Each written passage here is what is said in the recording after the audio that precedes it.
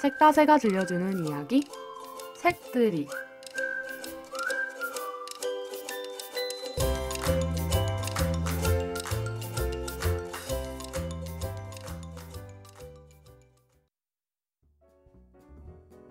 요즘 반려동물 키우는 집들이 많아졌죠. 반려동물 인구 천만 시대가 되었다고도 하고, 반려동물 미용사, 조련사, 사진사와 같은 직업들도 새롭게 생겨나고, 반려동물을 위한 제품들도 많이 나오고, 아이들이나 어른들도 동물에 대한 관심이 커졌습니다. 저희 집에서도 아이들이 강아지를 키우고 싶다고 전부터 조르곤 했었어요. 그럴 때마다 제 대답은 이미 우리 집에선 강아지 2마리 키우고 있거든? 너희들이 커서 키워 였죠. 그러면 아이들은 자기들은 강아지가 아니라면서 입을 삐죽 나오고 했어요. 동물을 키운다는 건 그저 귀엽고 예쁜 순간만 있는 건 아닐 겁니다. 잘 자라고 건강하게 지낼 수 있도록 아이를 키우는 일 못지않게 손이 많이 가고 마음을 많이 써야 하는 일이니까요. 안녕하세요. 책모아 큐레이션 6번째 주제는 동물과 함께하는 책입니다. 이처럼 다들 관심을 많이 가지고 있는 동물에 대한 책을 함께 읽어볼게요. 책들을 찾아보니까 참 많이 있었습니다. 한 번에 다 다루기엔 시간이 부족할 듯 해서 2회에 걸쳐 소개해 드리려고 합니다. 1부는 동물과 함께하는 문학책, 2부는 문학 외의 책들, 동물 복지나 동물 생태 환경 등에 대해 쉽고 흥미있게 쓴 책들을 함께 읽어보겠습니다. 이번 시간에는 2권의 책을 준비했습니다. 한 권은 개를 훔치는 완벽한 방법, 바바라 오코노라는 미국 작가의 소설입니다. 또 한 권은 아베 히로시와 아사히야마 동물원 이야기, 사육사 출신의 그림책 작가인 아베 히로시가 쓴 에세이입니다.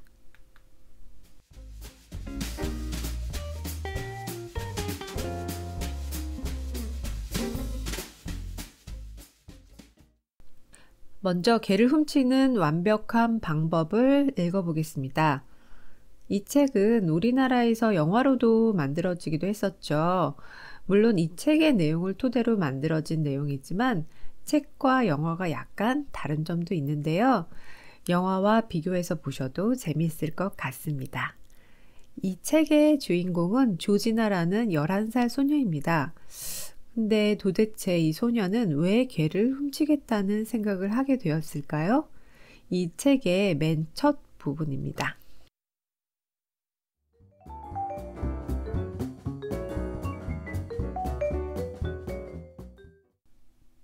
내가 개를 훔치기로 결심한 날은 내 가장 친한 친구 루엔 고드프리가 내가 자동차에서 산다는 걸 알아챈 바로 그날이었다.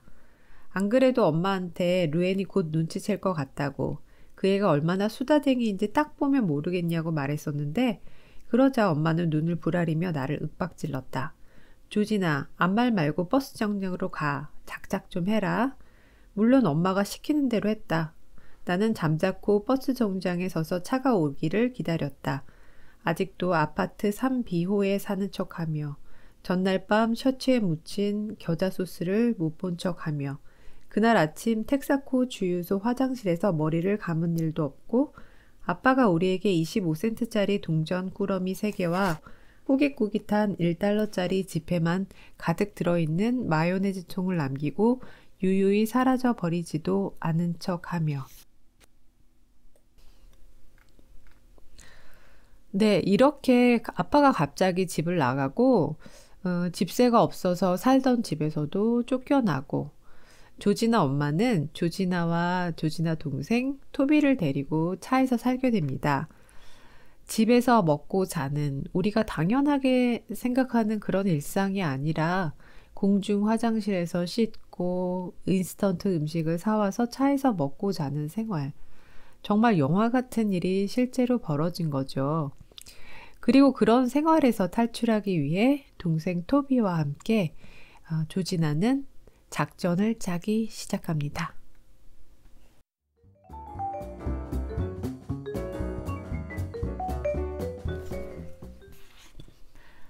잘 들어. 우린 주인에게서 굉장히 사랑받는 개를 찾아야 해. 그래야 주인이 개를 돌려받은 대가로 사례금을 줄 테니까. 알아들었어? 나는 팔꿈치로 토비를 쿡 찔렀다. 아, 그런데 누구한테 사례금을 주는데? 나는 한숨을 푹 내쉬면고는 머리를 가로저었다.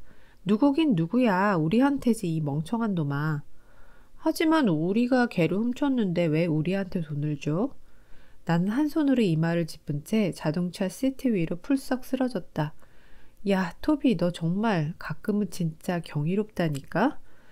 나는 다시 똑바로 앉아 토비의 어깨에 팔을 두르고는 녀석의 눈을 뚫어져라 쳐다봤다. 개를 사랑하는 주인은 우리가 개를 훔친 걸 몰라야 해.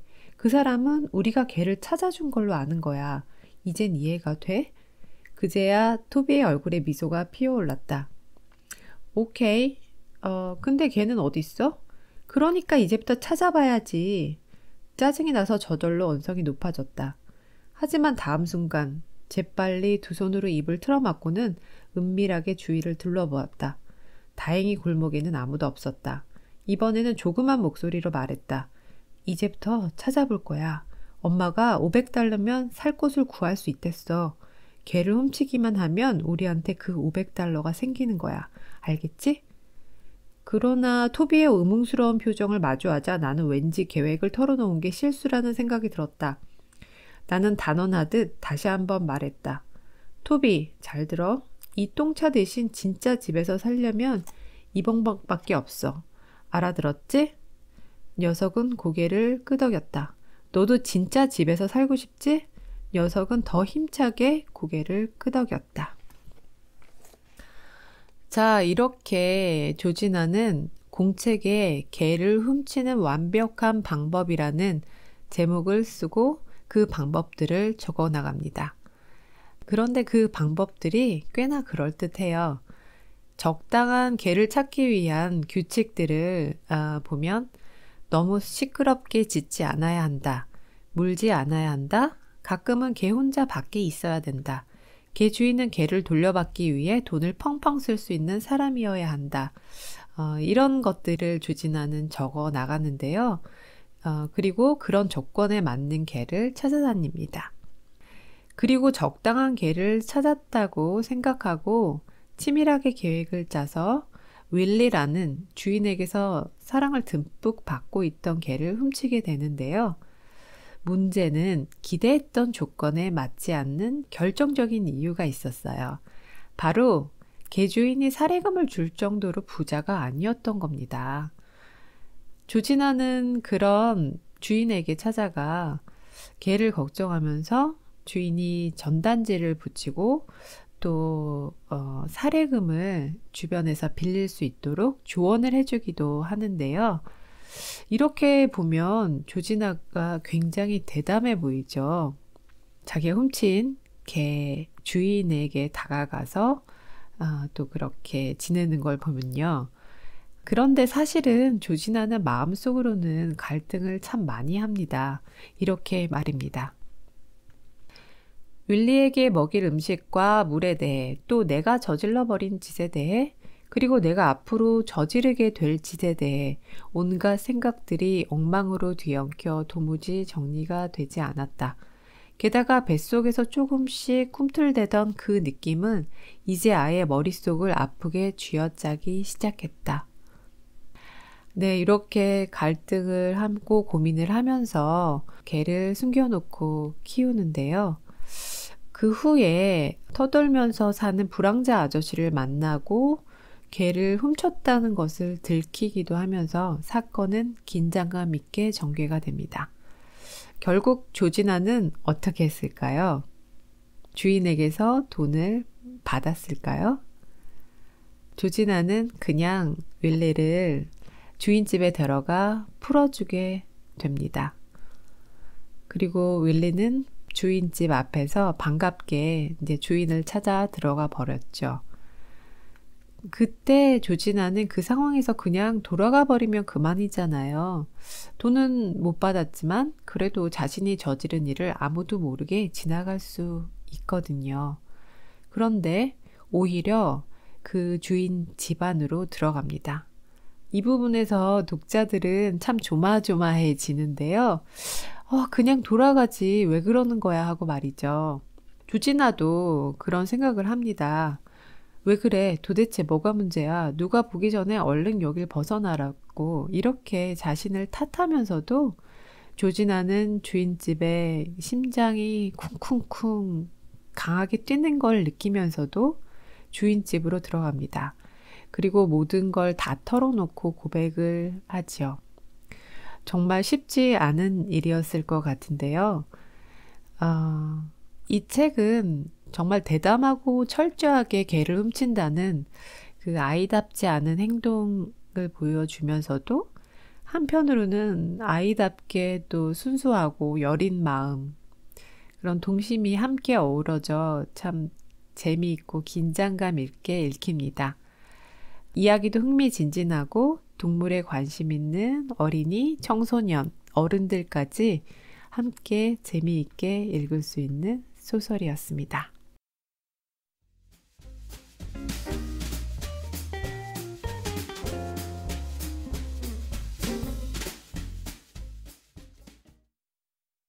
다음 책은 아베 히로시와 아사히야마 동물원 이야기입니다.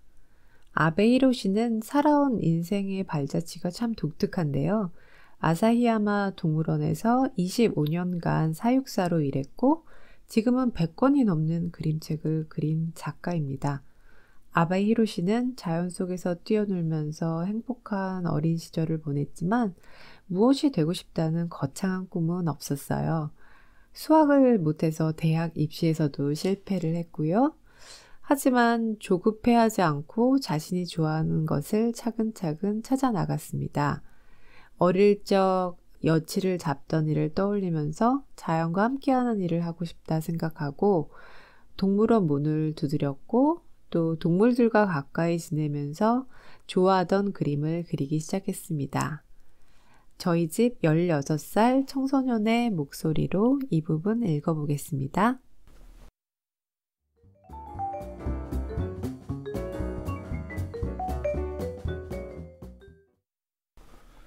나는 동물을 그리는데 자신이 있다. 25년 동안 사육사로 일하면서 많은 동물들을 가까이서 다정하게 냉정하게 접촉해온 덕분이다.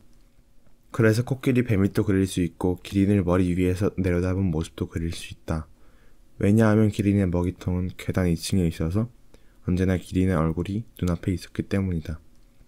큰 곰이나 고릴라의 털이 어떻게 생겼는지도 확실하게 만져보면서 보았다. 동물들을 돌보면서 언제나 살아있는 모습을 보았다. 동물이 죽었을 때에는 수의사 옆에서 해부 작업을 도왔다. 골격이나 근육이 붙은 모습도 공부할 수 있었다. 그렇게 동물을 가까이에서 보고 접촉했기 때문에 동물 그리는 일에 자신이 붙었다. 내가 그리는 동물은 생명이 반짝반짝 빛나야 한다. 내 몸과 마음으로 만난 수많은 동물들 덕분에 내 그림이 존재하기 때문이다. 그렇게 물 흐르듯 자연스럽게 마음의 소리에 귀를 기울이며 자신의 길을 찾아간 그의 삶이 참 따뜻하게 다가오는 책입니다. 또 이 책에서는 아베 히로시가 사육사로 일하며 직접 보고 느꼈던 동물원 밖에서는 알 수 없는 동물원 이야기를 재미있게 엿볼 수가 있어요. 예산도 없고 사람들도 잘 찾지 않는 작은 신생 동물원을 사랑받는 동물원으로 만들기 위해 그 동물원 사람들이 온갖 열정을 다 쏟았던 이야기들도 잔잔한 감동을 주는데요. 어떻게 만들어간 동물원인지 한번 읽어보겠습니다.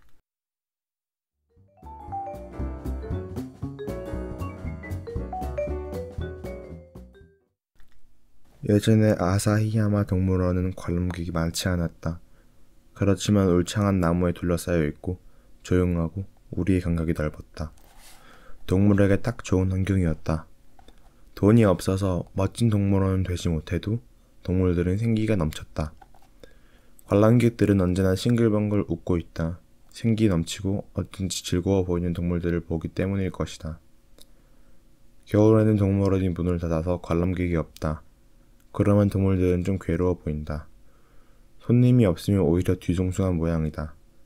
가끔 겨울 특별 견학을 오면 오늘은 무슨 날이지? 하고 코끼리, 하마가 사람 옆으로 다가온다. 동물원의 동물은 무관심하면 오히려 싫은지도 모르겠다.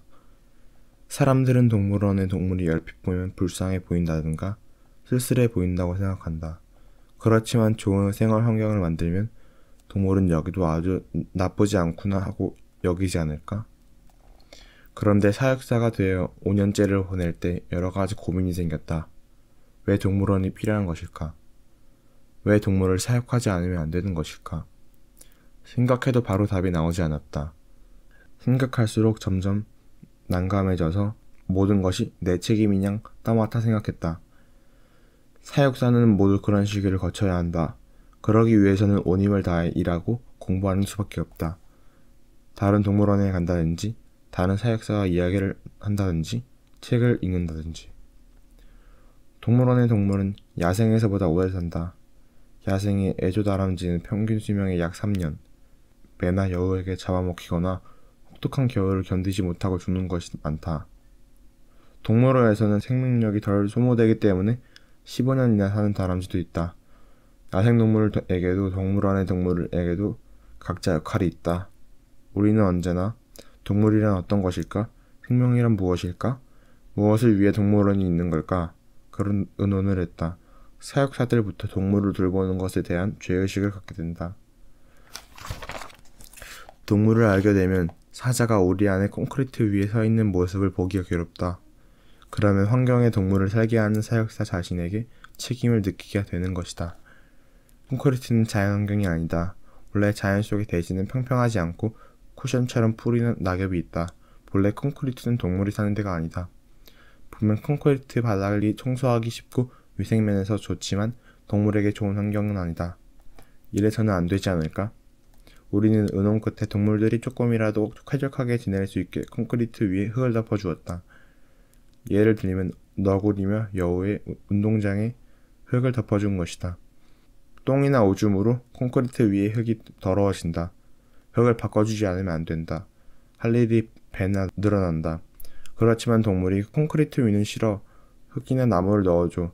깨끗할지는 몰라도 우리는 원래 흙이나 낙엽 위에서 산다고. 그렇게 말하기 때문에 별 도리가 없었다. 산에 가면 흙이 있고 원래엔 낙엽이나 풀은 얼마든지 있다. 할까 말까 알아차렸다면 시간이 걸리더라도 작업하는 게 좋다. 본래 할 필요가 없는 일이기 때문에 사육사에게 잔업수당은 나오지 않는다. 본심은 집으로 돌아가 편히 쉬고 싶다. 그렇지만 조금이라도 동물이 지내기 편한 환경을 만들어 동물에게 미안한 마음을 갖지 않으려 해야 한다. 동료들과 공부하고 의논하는 가운데 그런 일을 생각하게 되었다. 저도 얼마 전 일본 홋카이도 여행을 가서 이 아사히야마 동물원에 갔었습니다. 이 책을 읽으면서 꼭 가보고 싶다고 생각했었거든요. 아사히야마 동물원에 직접 가보니까 규모는 크지 않지만 다른 동물원과는 달리 동물들을 먼저 생각하고 또 동물들의 그 이야기가 담긴 곳이라는 생각이 들었습니다. 이 책에서 말한 것처럼 콘크리트 우리가 아는 동물들이 사는 환경처럼 만들기 위해서 노력도 많이 했고 또 곳곳에 손글씨와 그림으로 사육사들이 직접 동물들 이야기를 전하고 있는 모습도 친근하게 느껴졌습니다. 이제 끝으로 아베 히로시가 다음 세대들에게 해주고 싶은 말을 함께 읽어보면서 마무리를 할까 합니다.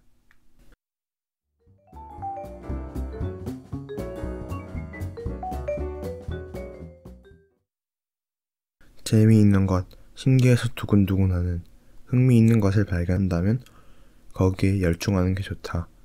온 힘을 다해 열중하는 시간을 보내자. 그렇지만 언젠간 그것에 대한 열정이 식을 것이다. 그러면 그걸로 됐다. 시들해졌다면 이번엔 또 다른 흥미를 찾아 열중하면 된다. 그래서 언제나 마음과 몸의 흥미를 받아들일 준비가 되어 있어야 한다. 흥미를 받아들일 준비로 뭘 하면 좋을까? 그 하나는 책을 읽는 것이다. 동서고금 앞서간 사람들이 써서 남긴 책에는 많은 답이 쌓여있다. 반드시 우리 질문에 답이 되는 힌트가 있다. 나는 젊었을 때 도서관에서 많은 책을 읽었다. 그림 그리는 법에 대한 책, 자연에 관한 책, 늑대에 관한 책을 만났다. 그리고 동물원 사육사가 되고 지금은 화가가 되었다. 책은 길잡이가 되었다. 다른 것도 있다. 스포츠, 음악, 여행, 영화, 만담, 미술관. 많이 있다. 무엇이든 흥미를 발견해 열중하면서 마음속에서 따뜻하게 키운다. 그리고 어른이 될 무렵 정말로 하고 싶은 일이 반드시 그 안에서 발견될 것이다. 늘 흥미의 안테나를 활짝 열어놓자. 어느 날 그 안테나에 무언가가 걸리든가 그러면 이거로구나 하고 알게 된다. 그 순간을 놓치지 말자. 그때 바로 두근두근하다면 기쁘다. 지금 살아가고 있다라고 느낄 것이다. 아베 히로시는 큰 야망이나 욕심은 없었지만 늘 그런 흥미의 안테나를 열어두고 살아왔고 자신이 발견한 흥미를 꾸준히 발전시키고 성장해 나갔습니다. 이렇게 좋아하는 것을 차근차근 찾아나가는 아베 히로시의 소박한 인생 이야기가 참 부럽고 좋아 보였습니다. 우리 청소년들도 입시 공부에 늘 매여 있지만 마음을 열고 흥미의 안테나를 켜고 가슴이 두근두근한 것들을 한 걸음씩 찾아갈 수 있으면 좋겠습니다. 오늘 두 권의 책, 개를 훔치는 완벽한 방법, 그리고 아베 히로시와 아사히야마 동물원 이야기, 이 두 권을 함께 읽어보았는데요. 재미있으셨는지 모르겠습니다. 동물과 함께하는 책 2부도 기대해주세요. 지금까지 저는 류한경이었습니다. 감사합니다.